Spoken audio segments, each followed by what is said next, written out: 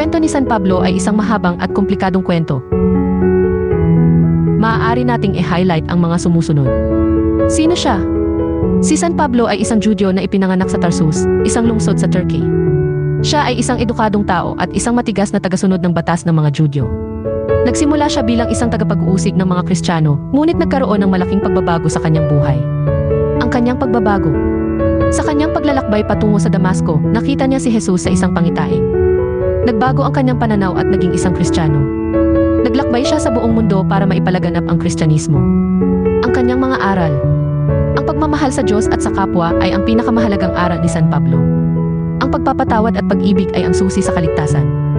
Ang pagiging isang Kristiyano ay hindi lamang tungkol sa pananampalataya, kundi pati na rin sa pagkilos. Ang kanyang pamana. Si San Pablo ay isa sa mga pinakamahalagang tao sa kasaysayan ng Kristyanismo. Ang kanyang mga sulat ay nabasa at pinag-aaralan ng mga Kristiyano sa buong mundo. Ang kanyang mga aral ay patuloy na nagbibigay ng inspirasyon at gabay sa mga tao. Ang kwento ni San Pablo ay isang kwento ng pagbabago, pag-ibig at pananampalataya. Ito ay isang kwento na nagbibigay ng inspirasyon sa mga tao sa lahat ng panahon.